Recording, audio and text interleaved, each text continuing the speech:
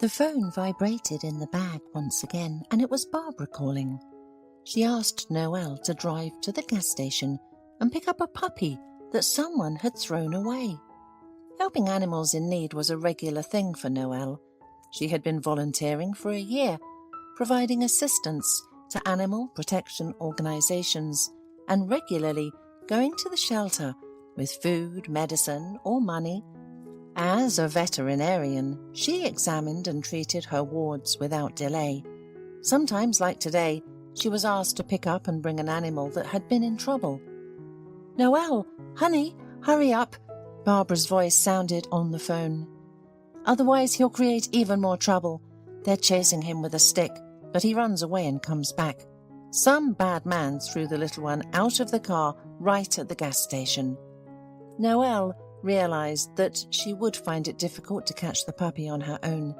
The scared animal usually didn't willingly go into the hands, but there was no way out. She caught a taxi and rushed to the gas station. The scene that greeted her was both comical and tragic. A mongrel puppy, about 5 to 6 months old, was running around the station's territory. His long, thin legs flashed in the air, and a gas station attendant, armed with a broom, ran after him, cursing. "Stop scaring him," Noelle shouted. "You'll only worsen it. He's going to get hit by a car." "Let him get hit. I'm sick of chasing him," the fierce attendant gasped. But an accident could happen. Noelle tried to reason with him. The man spat loudly, reloaded his terrible curse into his verbal gun, and sat aside to rest. "Go get him yourself if you're so smart."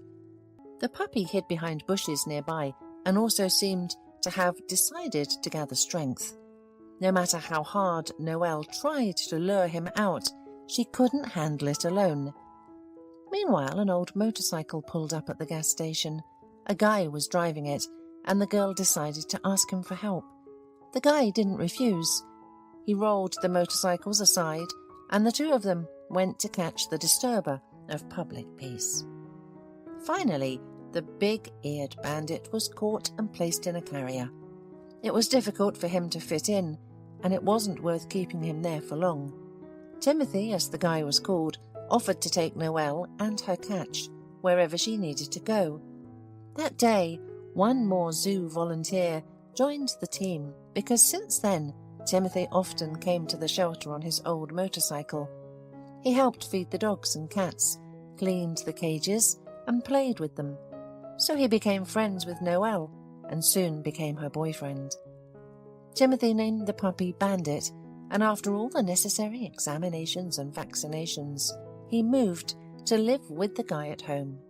When Noelle came to visit, the puppy's excitement knew no bounds. The girl quickly became friends with Timothy's mother, Mrs. Oliphant, who had raised her son alone. They lived simply without much wealth.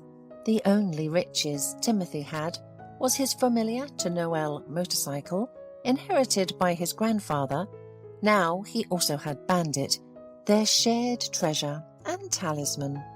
Mrs. Oliphant was a very kind woman who immediately treated Noelle as her own daughter. Being near the sweet, caring woman made Noelle feel warm and cozy, which was unusual for her since she grew up in entirely different, special conditions. Timothy was upset that Noelle didn't want to introduce him to her close ones, and she didn't want to explain the reason for a long time. And when Timothy made Noelle a proposal, he put her in a situation where she just had to introduce him to her family. Finally, she revealed the truth she had been hiding from her acquaintances and him for a long time. Her parents were very famous and wealthy people. Noelle lived separately from her parents in a small apartment. She dressed ordinary. She didn't engage in cool entertainment, nightclubs, or a burning life. She studied at a veterinary college, and none of her classmates and volunteer friends even suspected who her father was. When Noelle turned 18, she received the right to dispose of a modest inheritance from her grandfather. She received a small but neat apartment in a residential area, and a modest income from a deposit in her name. Thanking her grandfather mentally for such timely support, she dropped out of a prestigious university and went to study as a veterinarian. She wanted to gain practical skills and engage in her favourite business. Noelle was happy. She spent most of the money left to her by her grandfather on her pets. "Why did you hide this?" Timothy was surprised. "I understand if you were a member of a mafia family or the daughter of criminals. Your parents are just wealthy people." "You have no idea what you're talking about at all." Noelle was not amused. "You just don't know such people. They look at those who have a lower income and social status as plebeians, and this is arrogance, constant pomposity. You have no idea how difficult it is for me with them." Timothy grew up in love and trust, in a family where people always respected others regardless of their social status. It was wild for him to hear such things from Noelle. But Noelle continued her conversation. It turned out that she was the daughter of a famous businessman, Paul Fisher. Unlike their eldest son, the girl had always been the black sheep in the family, which they tried hard to repaint. When she left the second year of the most prestigious university and went to study as a veterinarian, her parents announced that they didn't want to know their daughter, and they wouldn't give her a penny until she came to her senses and returned to school. Can you imagine? Since childhood, I dreamed of healing animals, but they wanted me to become a diplomat, Noelle said. "Tell me, please, what is the passion of people to cut everyone into a comb? What do you need to be happy?" "I haven't really thought about it.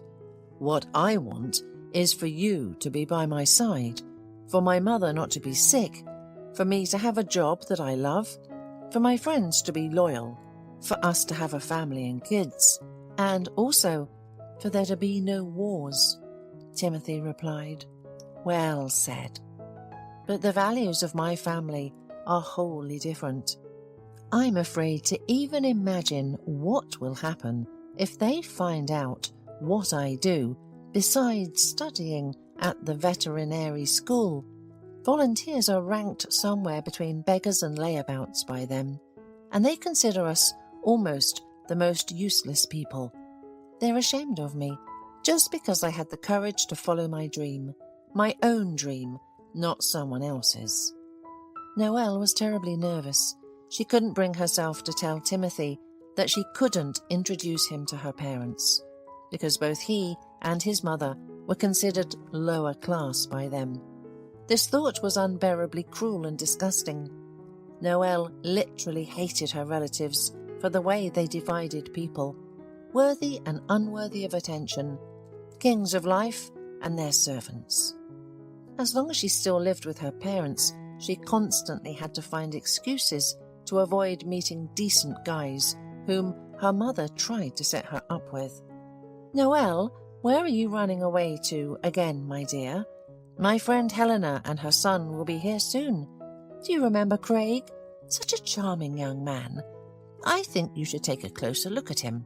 His family has 3 car dealerships in the city centre, a chain of car washes throughout the region, and real estate in Nice."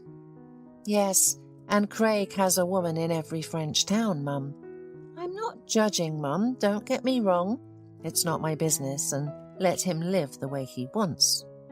"But why are you trying to marry me off to him? You don't care if we're happy, as long as we have money, right?" 3 years had passed since Noelle started her independent life. She was finishing her studies. Her parents had almost resigned themselves to the fact that their family had its own black sheep and had placed all their hopes for decent, in their understanding, offspring solely on Noelle's older brother. He fully corresponded to all their ideas about what young people in their circle should be like. He graduated from a prestigious university.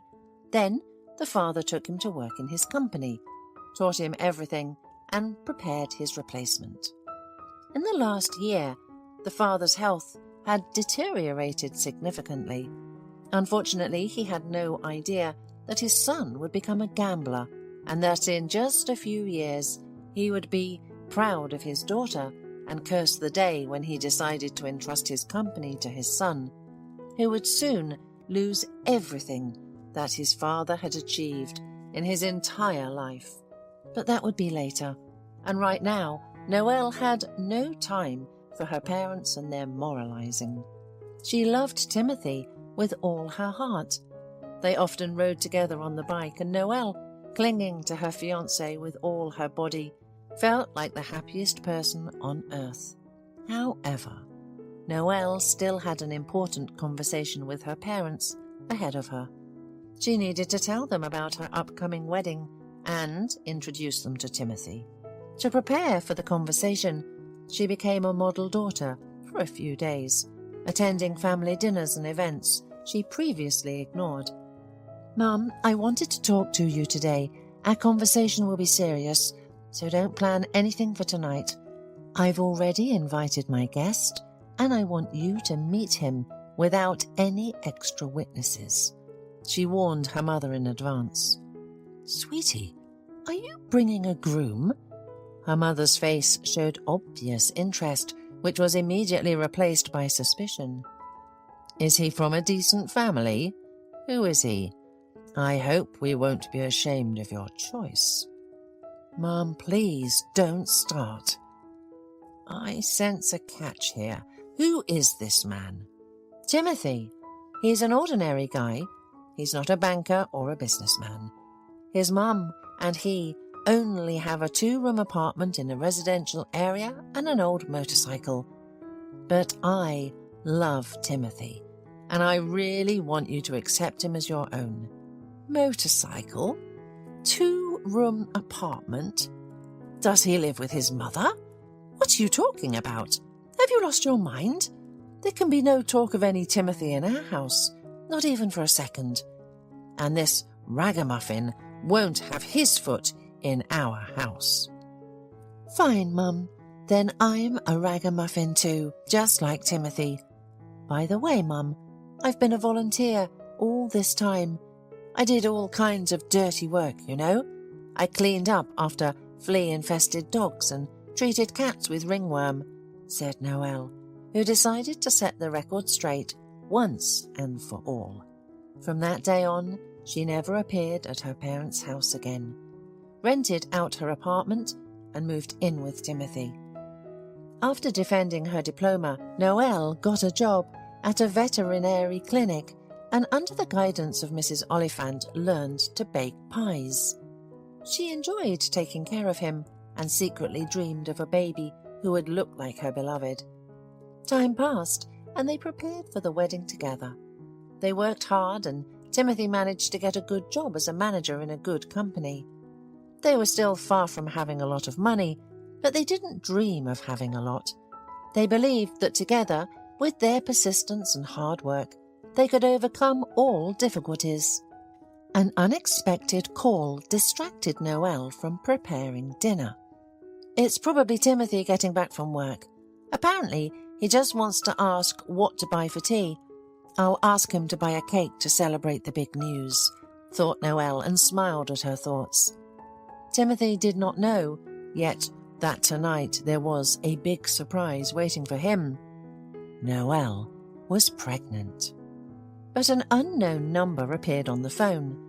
Noelle answered the call, and at that moment, Mrs. Oliphant saw her future daughter-in-law turn deadly pale and stagger, leaning against the wall. Noelle gasped for air silently, unable to speak. Mrs. Oliphant took the phone and heard, "He's in the intensive care unit right now. He needs urgent surgery. His life is in danger."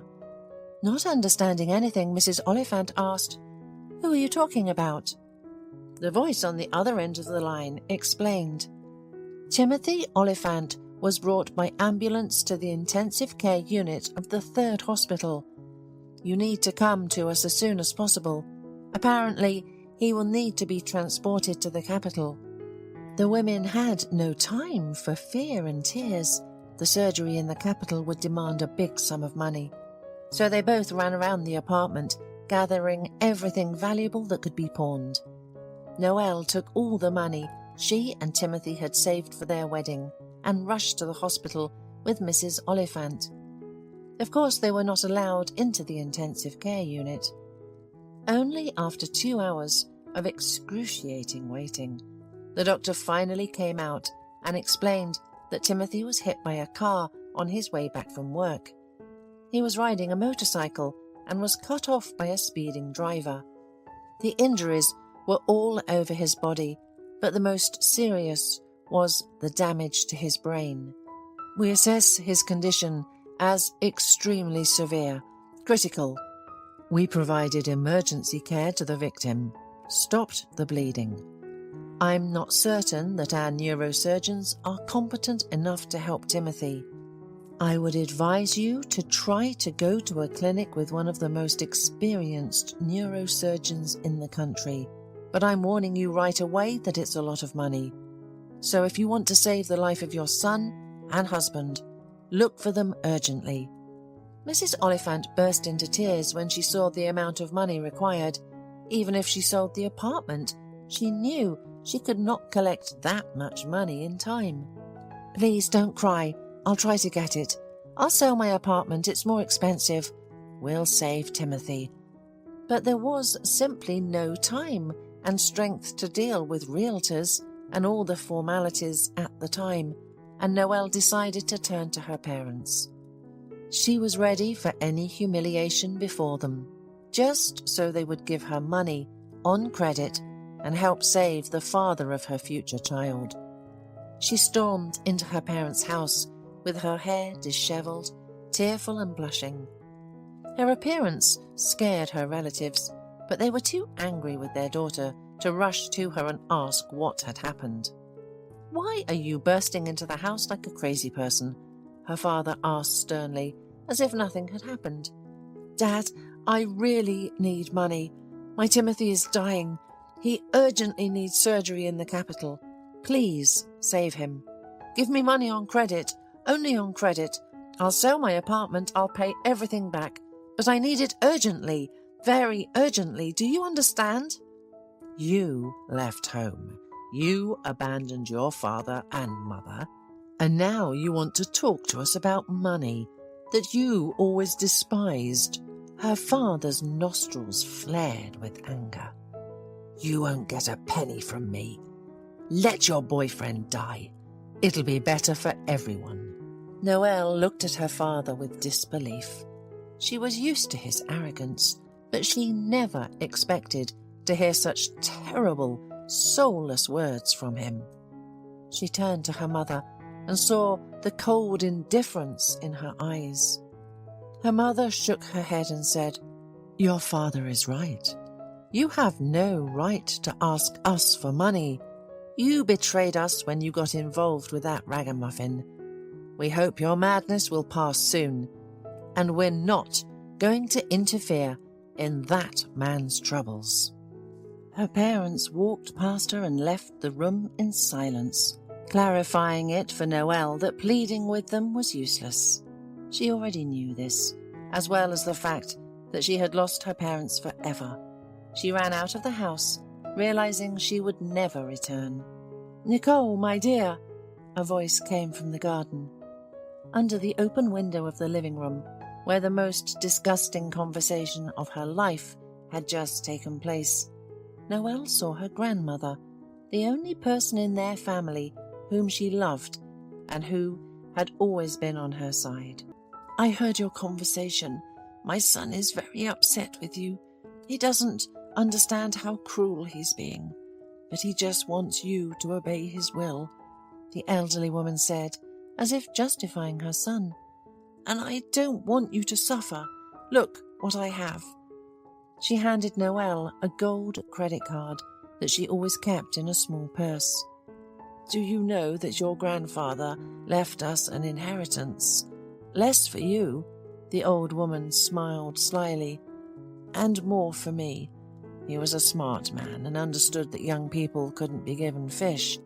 It's enough to give them a fishing rod so that they can learn to catch it themselves. But sometimes there are moments in life when we have to act quickly and help each other. I haven't spent my money. I haven't even withdrawn the interest. I don't need much. I think a decent amount has accumulated there. I don't need it, but you and Timothy have to live. Take this money and save your beloved." "Grandma, my dear, may God bless you. I will be forever grateful to you," Noelle cried, kissing the elderly woman. Without wasting a minute, she jumped into the waiting taxi and rushed to the hospital, holding the card close to her heart, as if it were the most precious treasure. Her beloved's life depended on this piece of plastic right now. "You're too late. There's no hope." The doctor's cold voice stopped her in the corridor. "There's no point in calling a helicopter. It won't make this flight. It's better to take care of the funeral. Most likely Timothy won't live until morning." Mrs. Oliphant sat on a chair in silence and stared at one point. She had no strength to cry anymore. She was in a stupor. But the doctor's words angered Noelle.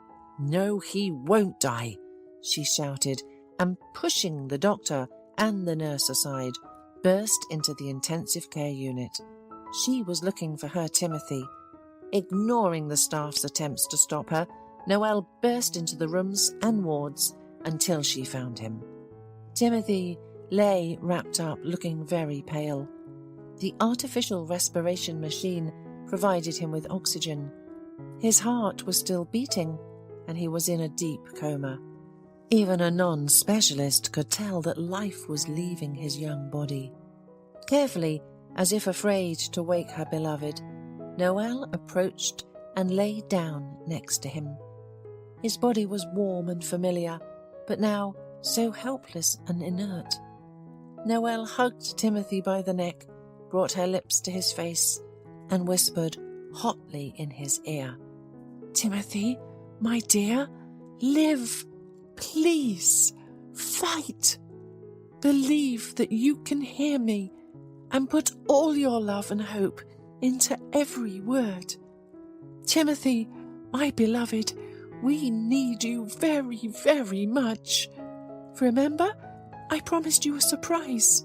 So, you will become a father. Do you hear me? You will be a father." Her voice became louder and louder until she literally shouted into Timothy's ear, "Wake up, Timothy! I'm pregnant!" And a miracle happened. Timothy heard her. The readings on the monitor began to change. His pulse and pressure increased, and his eyelashes twitched.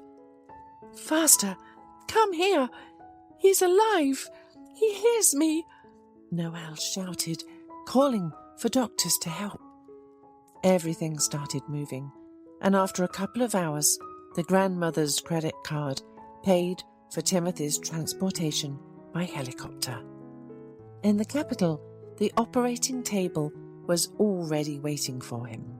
Hours of waiting passed, with no guarantees of successful completion of the complex operation. Only Noelle believed that Timothy would not abandon them with the baby, that he would fight, and they would be happy together. She held Mrs. Oliphant's hand and calmed her down. "I believe, and you should believe too. Timothy is strong. He will fight. Now he knows we will have a baby, and he will try his best." Timothy survived. He literally crawled back from the other world. After a month, they were all back home together. Even the lop-eared bandit, temporarily left in the care of volunteer friends, was nearby again. He tried to lick Timothy's face, and his wagging tail spoke more eloquently than any words about how happy he was to see his owner again. Months of rehabilitation, the birth of the baby, and so much joint effort. This year, although it was tough, once again showed Noel and Timothy how close and dear they are to each other. Hola, suscríbete a Historias Vitales para no perderte nuevas historias. Mi esposa había estado trabajando en su proyecto especial durante 4 meses ahora. No era su proyecto personal, pero ella era la persona principal y responsable de su éxito. El proyecto estaba diseñado para salvar a su empresa, Bixler Enterprises. Los últimos 4 meses habían sido difíciles porque se vio obligada a trabajar duro. Era importante tanto para ella como para la empresa.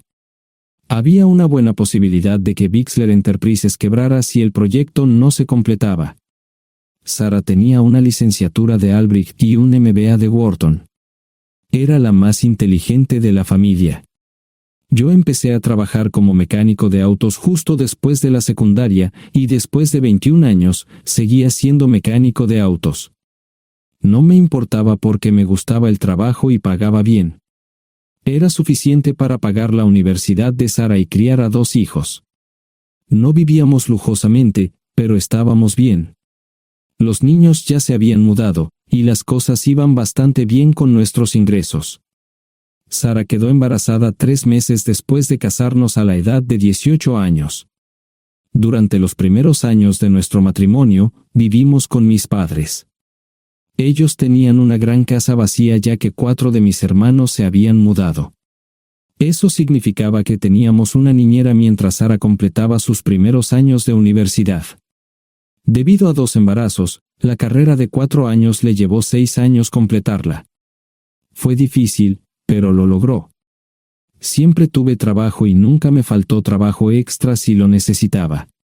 Después de que Sara se graduó de Wharton, alquilamos nuestro propio lugar. Tuvo ofertas de trabajo de varias empresas grandes, pero todas requerían que nos mudáramos. A mí no me importaba, pero Sara quería quedarse cerca de casa. Por eso decidió trabajar en Bixler Enterprises. Pagaba bien, pero lo más importante, le daba responsabilidad y la oportunidad de avanzar. Sara era una empleada trabajadora y dedicada. La presentación es el jueves en el Hotel Thyssen en Filadelfia. Tomé unos días libres en el trabajo para ayudarla según fuera necesario. Al final, todo lo que logré fue hacerle algo de comer cuando llegaba a casa. No sabía nada sobre su trabajo, ni tampoco quería saber. Los negocios corporativos de alto nivel me aburrían. Empresarios de Europa, Asia y América del Sur venían aquí, la empresa pagaba sus boletos de avión y proporcionaba habitaciones en el Hotel Thyssen mientras estaban aquí.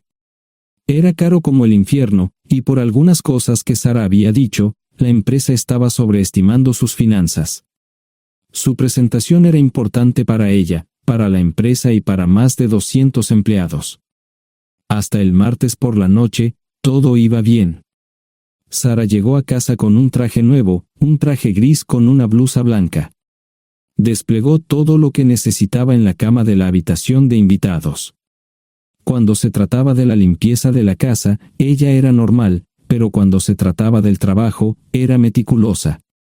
No entendía por qué necesitaba sacar su ropa interior de lujo, pero no dije nada. Además de su traje para la presentación, tenía varios vestidos de cóctel lindos para eventos sociales antes y después del evento. Siempre había evitado tales eventos, pero me sentía obligado a ir con ella si ella quería que lo hiciera. Me agradeció la oferta, pero dijo que no era necesario. Todos los materiales y equipos que necesitaba estaban guardados ordenadamente en el maletero de su Volvo. Antes de salir del trabajo, ella misma conducía el coche para asegurarse de que todo estuviera en perfectas condiciones. Tenía todo el día miércoles para prepararse y toda la noche del miércoles para socializar con sus invitados. Sara era tan buena en lo que hacía que sentía que habría sido mejor si simplemente me hubiera mantenido alejado de ella. Finalmente, había terminado. Lo había revisado y vuelto a revisar todo. Todo lo que necesitaba ahora era una ducha caliente y una buena noche de sueño. Supongo que mi error fue que empecé a revisar sus cosas después de que Sara comenzara a ducharse. Pensé que estaba ayudando, pero resultó ser lo contrario. Estaba moviendo cosas en la cama cuando un pequeño sobre blanco cayó del bolsillo lateral de su bolso de maquillaje. Una carta de una farmacia, pero no del tipo que solemos usar. Dentro había 10 pastillas. No tenía idea de qué era, Pren, y las instrucciones eran confusas. Si es necesario, tomar una pastilla y luego una segunda pastilla 12 horas después. Pensé que podría ser algo que ella había conseguido para la ansiedad o los nervios, pero las instrucciones no tenían sentido. La receta estaba escrita a su nombre el lunes. Volví a poner el sobre en su lugar mientras ella terminaba de ducharse. Decidí que quería saber más sobre Pren antes de contarle sobre ello. Por supuesto, si lo mencionaba, significaría que estaba revisando sus cosas. Odio los dilemas. Mientras Sara se preparaba para dormir, fui a nuestro ordenador doméstico y busqué. 10 minutos después, me uní a mi esposa bajo las sábanas. Pasé toda la noche despierto, preguntándome por qué mi esposa había recogido una receta para la píldora del día después, especialmente después de que me hicieran una vasectomía hace 10 años. A la mañana siguiente, me levanté temprano, pero no estaba descansado. Di un largo paseo, esperando que despejara mi mente. Me dirigí hacia casa con reticencia, temiendo lo que podría hacer o decir cuando llegara allí. Mi hijo Joe se unió a la Marina después de la escuela secundaria y estaba en su primer año en San Diego. Nuestra hija Gloria se casó con su amor de la infancia el año pasado y acababa de mudarse a Dallas. Eso dejaba solo a Sara y a mí. Echaba de menos a los niños, pero esperaba envejecer con mi esposa. Ella era la única mujer que me había interesado, y ahora todo estaba. Si Sara estaba teniendo una aventura, lo ocultaba bien. Por supuesto, nunca la vigilé. Nunca miré sus correos electrónicos o llamadas telefónicas. No tenía razones para hacerlo. No tenía forma de saber qué estaba haciendo en el trabajo o después del trabajo. Confiaba en ella completamente. Ion, ¿dónde demonios has estado? ¿Quieres huevos o algo? No, solo café. No me sentía con muchas ganas de hablar. ¿Qué pasa, cariño? Solo son 3 días. Puedes venir si quieres, pero te aburrirás como una ostra. No, realmente no quiero ir, pero odio dejarte sola. Me preocupo cuando no estás aquí. Es muy dulce, querido, pero estará bien. No voy a salir del hotel en todo este tiempo. Pasaré la mayor parte del día asegurándome de que la sala de conferencias esté lista, y esta noche tendré una agradable charla con nuestros posibles clientes. Mañana, probablemente ni siquiera tendré la oportunidad de ir al baño. Llegaré a casa lo más temprano posible el viernes, te prometo un gran fin de semana si sabes a lo que me refiero. Todo eso suena bien, pero no puedes culparme por preocuparme. Soy un mecánico de autos, y tengo una esposa hermosa y exitosa. A veces tengo la sensación de que estás menos interesada en mejorar nuestra situación familiar que en avanzar en tu carrera. Detente, maldita sea, Ion. Siempre he respetado lo que haces para ganarte la vida y nunca he insinuado lo contrario. Criaste a 2 grandes niños y me pusiste a través de la universidad. Eres un gran esposo, un gran padre y un buen proveedor, y nunca olvides eso. Terminé mi café mientras ella recogía la mesa. ¿Quieres que te llame? No, no es una buena idea. Tendré el móvil apagado, y voy a apagar el teléfono de la habitación por la noche para poder dormir. Te llamaré siempre que pueda. La ayudé a cargar el coche, era tan meticulosa con eso como con todo lo demás. Trabajando, le llevaría 3 horas llegar al Hotel Dicen. Me quedé en el porche y la vi marcharse. No me molesté en preguntarle por las pastillas. Pasé el resto de la mañana en el porche. No recuerdo haberme preocupado tanto como ahora. Me sentía pequeño e insignificante. Me sentía fuera de mi liga. Era un tipo de pueblo con un trabajo mediocre y una esposa exitosa. Era una combinación equivocada. Debería haberlo notado antes. Me sentía estúpido. El mejor traje que tenía era una chaqueta azul y un par de pantalones. Al menos tenía algunas corbatas, aunque tenían 10 años de antigüedad. Acababa de terminar de vestirme cuando sonó el teléfono fijo. Oye, cariño, solo quería avisarte de que llegué bien. ¿Tuviste un buen viaje?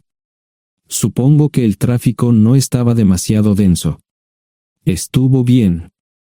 Te llamaré esta noche. Ahora tengo que irme. Estoy en la habitación 714, Sara.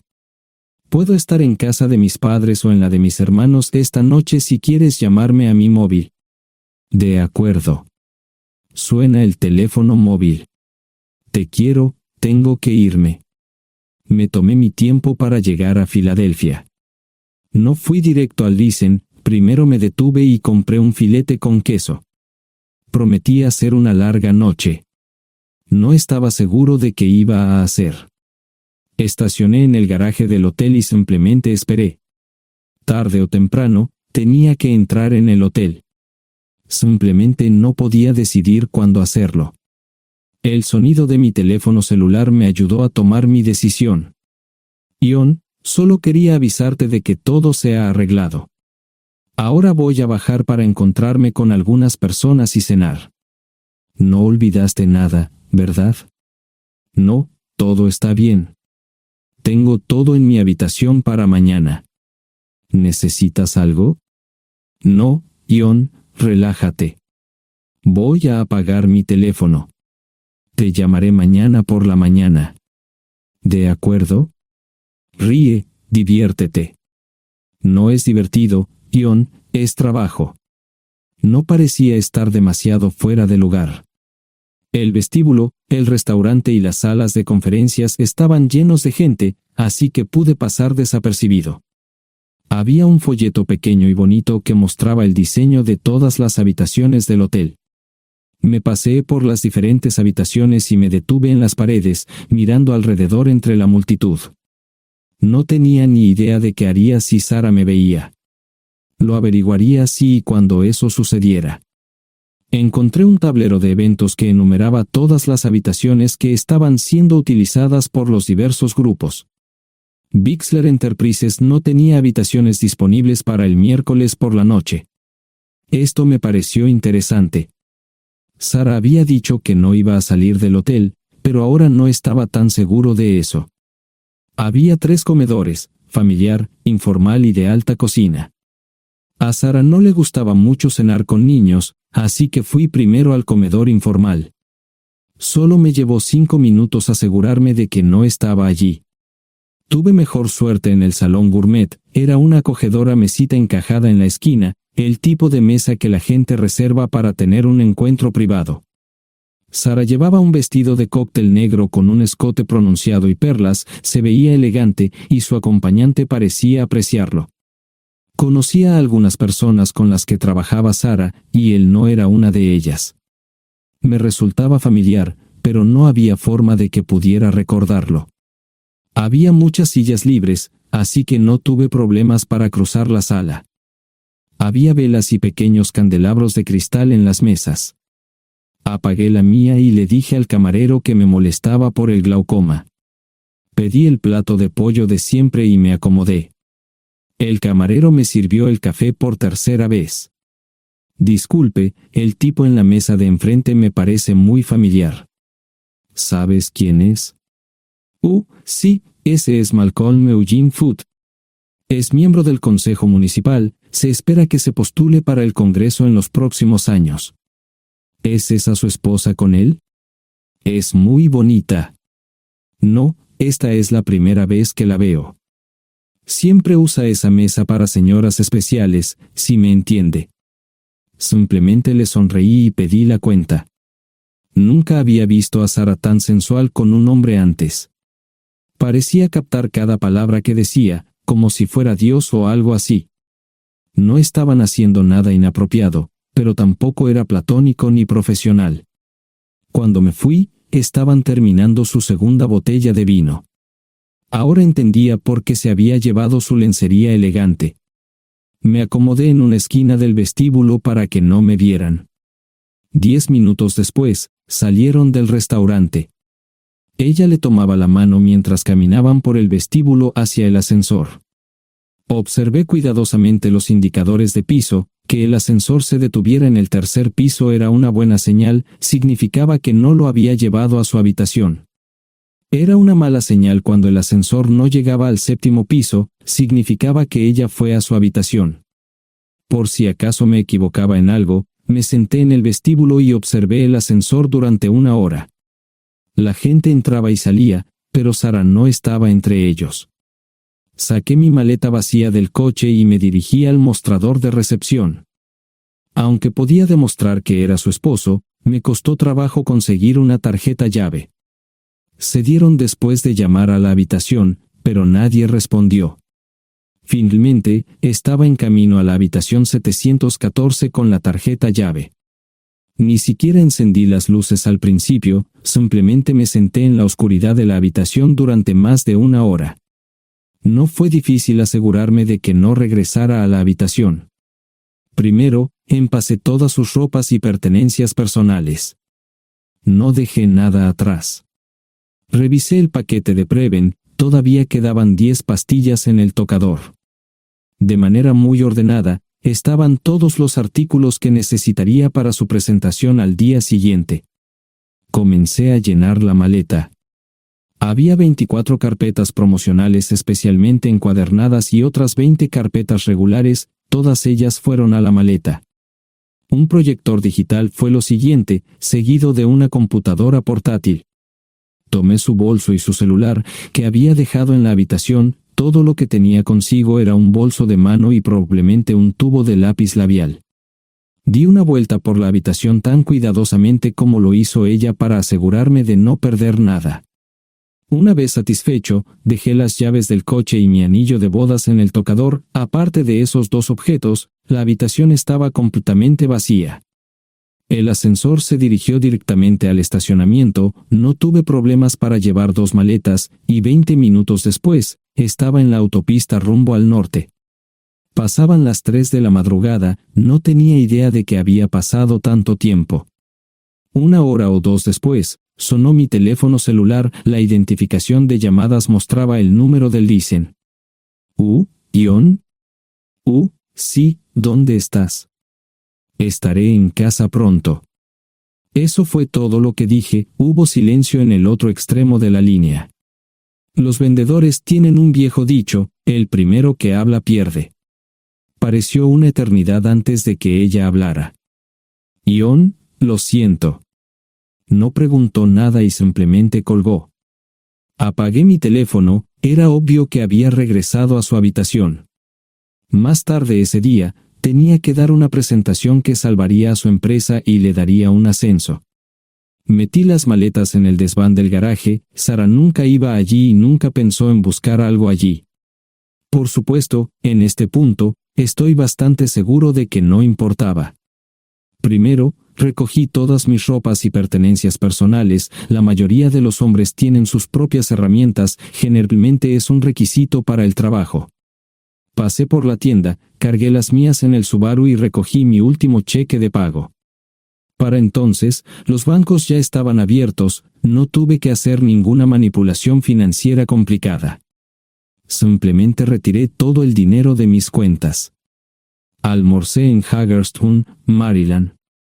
Tenía suficiente dinero para vivir durante unos años, pero sabía que estaría buscando trabajo muy pronto. Sara y yo éramos parecidos en eso de que a ambos nos encantaba trabajar. La voy a extrañar. Pasé un par de horas en las cuevas del Uray y alquilé una habitación cerca de Whitewell. No tenía idea de qué iba a hacer. Era sábado, y me encontré sentado en el acuario de Chattanooga, observando la naturaleza que nunca había visto antes. Pasé unas horas simplemente relajándome y decidí que era un buen lugar para estar. Compré un pase anual para el acuario y, para la hora de la cena, tenía un lugar donde quedarme.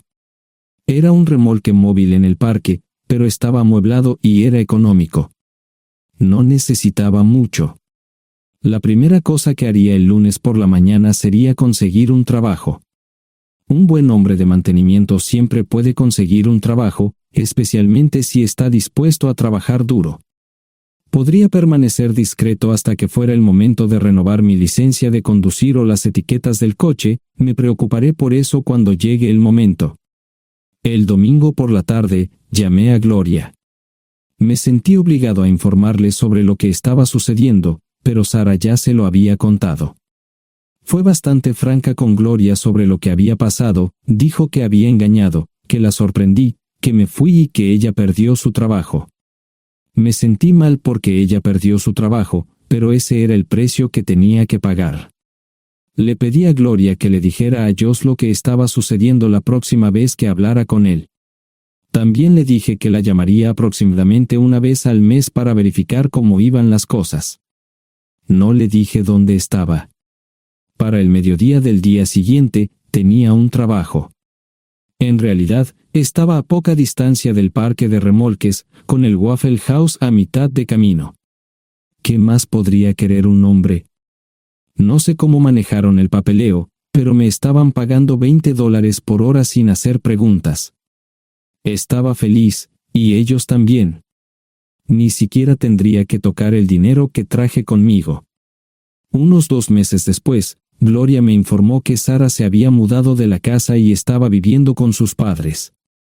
Gloria no sabía nada más, pero estaba feliz de que estuviera estable y le estuviera yendo bien. Josh me llamó desde San Diego solo para informarme que iba a hacer un crucero. Era técnico en aviónica en un portaaviones. Intentó explicar qué hacía exactamente, pero estaba más allá de mi comprensión. Nunca supe mucho sobre cosas técnicas. Ambos tuvieron cuidado de no decir nada malo sobre su madre. Aprecié eso. Después de eso, todo siguió como siempre. Comencé a hablar con Gloria al menos semanalmente. Josh y yo comenzamos a enviar correos electrónicos regularmente. Gloria hablaba regularmente con Sara, pero decía muy poco sobre lo que estaba haciendo o dónde estaba. Nunca presenté la solicitud de divorcio, y parece que Sara tampoco lo hizo. Tengo una licencia de conducir de Tennessee y las etiquetas en el Subaru. Comencé a frecuentar un bar local un par de veces al mes y tuve encuentros casuales. 2 mujeres se alternaban como mis compañeras nocturnas regulares. No buscaban compromisos, y yo tampoco. Parecía funcionar bien para todos nosotros. La vida era buena. Eso fue hace mucho tiempo, y gradualmente olvidé a Sara. Con el tiempo, el Subaru comenzó a darme problemas. Había olvidado cuánto tiempo había pasado. Tenía más de 200,000 millas. Estaba reflexionando sobre esto con una jarra de cerveza un día cuando me di cuenta de que habían pasado casi 5 años desde que me fui de casa. Mantuve un contacto cercano con ambos hijos. Gloria ya tenía 2 hijos propios en este momento y quería que los visitara. Josh casi se casó con una mujer tailandesa, pero en el último momento, se negó. Por lo general, trabajaba 6 días a la semana y usaba el domingo para recuperarme del sábado por la noche. No había ninguna buena razón para que alguien llamara a la puerta de mi remolque a las 6 de la mañana de un viernes. Su grosería fue recompensada por un hombre medio desnudo abriendo la puerta. Los calzoncillos del día son repugnantes, y la dama en la puerta, juzgando por la expresión en su rostro, estuvo de acuerdo conmigo. Ella apartó la mirada, pero su compañero no parecía impresionado. Norm habría usado pantalones, pero en un momento como este, los invitados me molestaron. Estamos buscando a John Terrell. No los conozco. Me llamo David Simmons, y esta es mi esposa Mara. Tenemos un problema y esperamos que nos puedas ayudar. Lo siento mucho, no trabajo a altas horas de la noche. Si necesitan algo relacionado con su auto, tendrán que ir a la tienda. Esto provocó varias miradas en blanco y finalmente una respuesta. No tiene nada que ver con tu trabajo, es más un problema personal. ¿Podemos entrar? El interior del remolque lucía desordenado. Rara vez tenía invitados, así que rara vez lo limpiaba. Incluso mis novias insistían en que fuéramos a su lugar. Hagan como en su casa, déjenme ponerme los pantalones enseguida. Al entrar en el dormitorio, dejé la puerta abierta solo para mostrarles lo hospitalario que soy. También me puse una camisa. ¿Les gustaría tomar café? Solo tomará unos 10 minutos. Aparté algunas cosas del sofá para que pudieran sentarse. No hubo respuesta a la pregunta del café.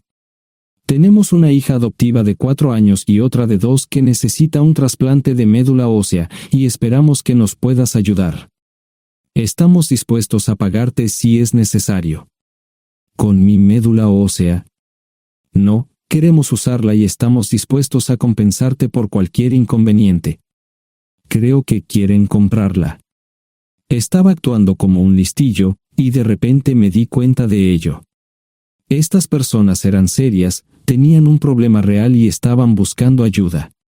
Lo siento mucho, no quise interrumpir. Por favor, continúen. Nuestra mejor oportunidad de encontrar un donante es un familiar cercano. Eres nuestra mejor esperanza. Mira esto. No quiero ser un grosero, pero creo que se equivocaron de persona. ¿Cuándo nació su hija? Cumplirá 5 años en julio. Marche Simons habló por primera vez, y sonó sincera. Odio ser el portador de malas noticias, pero me hice una vasectomía hace 15 años. No hay forma de que pueda ser su padre. ¿Por qué tu nombre estaba en el certificado de nacimiento?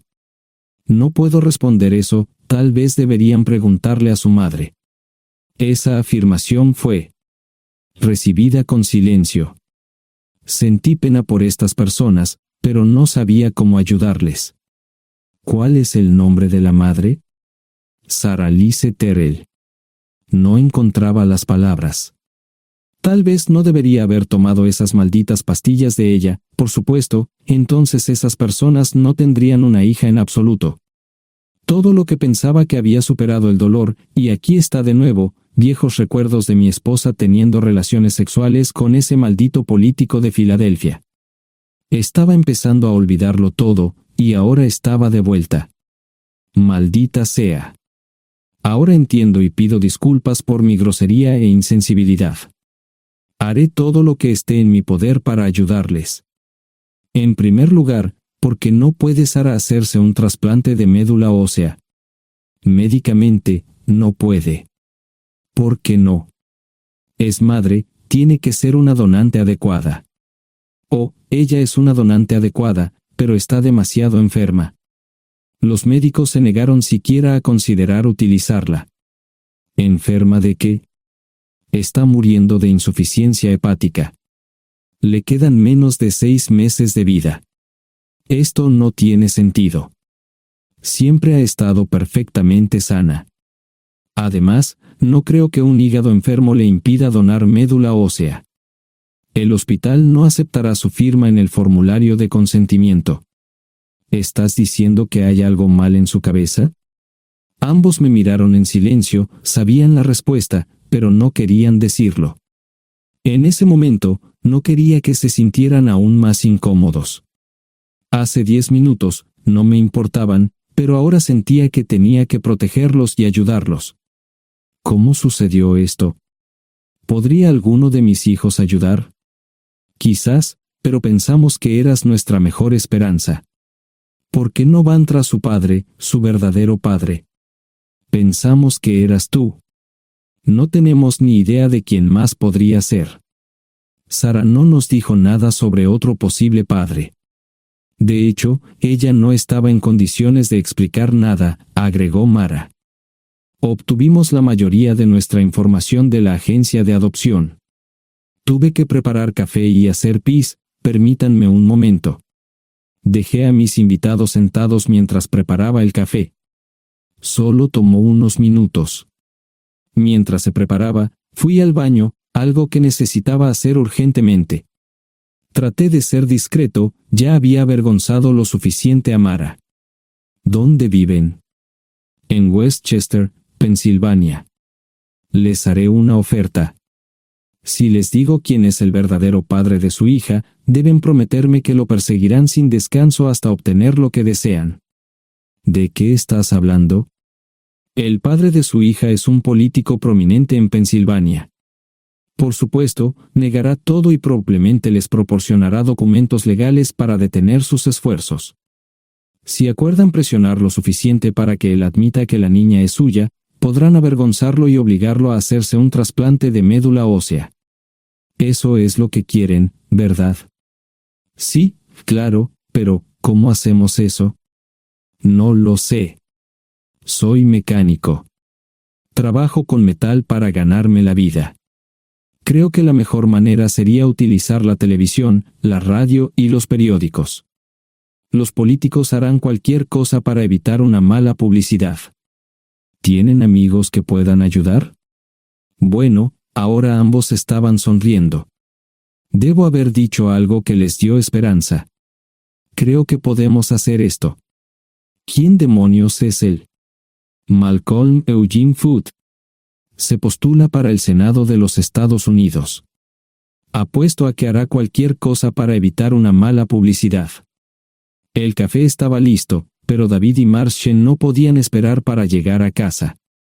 Antes de irse, les dije cómo ponerse en contacto con Gloria y Josh en caso de que los necesitaran. Estaba seguro de que ayudarían. También les pedí que me dijeran dónde estaba Sarah. Probablemente estaría en Pensacola antes de que ellos regresaran a Westchester. Me corté el pelo y compré una camisa nueva. Sarah era una tramposa que arruinó mi vida, pero aún así quería lucir bien cuando la viera. Era otro remolque, pero esta vez era un bonito doble nuevo. Allí estaba su Volvo con una llanta desinflada y un parabrisas roto. La mujer que abrió la puerta no era Sarah, parecía que la habían empapado fuerte y la habían dejado empapada. Tenía al menos 45, tal vez 50, y debió haber tenido una vida difícil. La falta de maquillaje no ayudaba y simplemente se veía horrible. No tuve la oportunidad de abrir la boca. Caray, si no es John Terrell. Nunca esperé verte aquí. Tuve que usar la vieja línea, me estás poniendo en desventaja. Sherry Hart. Pasa, entra. ¿Quieres una cerveza? No, pero gracias. Estoy aquí para ver a Sarah. Sherry cruzó la habitación y se detuvo en el buffet del comedor. Aquí está, John. Mírala todo lo que quieras. Su mano señalaba una urna de latón que estaba en el centro del buffet vacío. Supongo que llegué demasiado tarde. No me moví, solo me quedé mirando el contenedor frente a mí. ¿Puedo tomar una cerveza ahora? Sarah se mudó a Pensacola después de dar a su bebé en adopción. Compró el remolque con el dinero que recibió de Bixler Enterprises después de que la despidieron. Tenía una participación en las ganancias, 401k, y vacaciones y días de enfermedad. Eventualmente, consiguió un trabajo en una fábrica local de prendas de vestir donde trabajaba en el departamento de envíos. Allí fue donde conoció a Sherry. Sherry alquilaba una habitación de Sarah. Cada centavo que Sarah ganaba iba para el alcohol. Empezó con vino y gradualmente pasó a bebidas más fuertes, las más baratas. Eventualmente, perdió su trabajo debido a su alcoholismo y se vio obligada a usar sus ahorros. Nunca salió con nadie ni salió a ningún lado. Sherry se quedó con ella, pagó sus servicios públicos y compró alimentos que Sarah no comía. Le llevó más de 3 años quitarse la vida.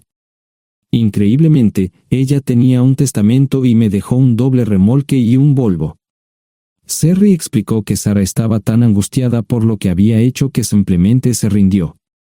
No intentó evitar el embarazo ni siquiera terminarlo. La adopción se había arreglado meses antes de que naciera el bebé. Nunca volvió a trabajar, excepto en los trabajos clandestinos que hacía mal. Sherry dijo que Sarah no parecía tener ambición ni propósito en la vida. Sarah hablaba mucho de mí pero tenía miedo de intentar contactarme. Gloria le dio mi número, pero nunca me llamó. Era como si su aventura de una noche la hubiera lastimado más a ella que a mí. Estuve allí durante 2 semanas y luego vendí el remolque de Sherry por $1 y obtuve $3,000 por el Volvo. 2 días después, estaba en Westchester visitando a mis nuevos amigos David y Marche. Malcolm Eugene Foot resistió al principio, pero David y Marshall lo presionaron hasta que cedió. Insistió en pruebas de ADN, que demostraron que era el padre. Para salvar la cara, más o menos lo obligaron a someterse a un trasplante de médula ósea, que fue exitoso. La carrera política y la vida familiar de Malcolm no dejaron una impresión favorable. Su caída en las encuestas fue tan rápida que el partido lo reemplazó por otro candidato unos meses antes de las elecciones. Su esposa solicitó el divorcio y fue muy pública al respecto. Sarah y yo estamos viajando ahora a Dallas para ver a Gloria y a mis nietos. No sé cuánto tiempo mantendré a Sarah conmigo, probablemente hasta que tenga a alguien.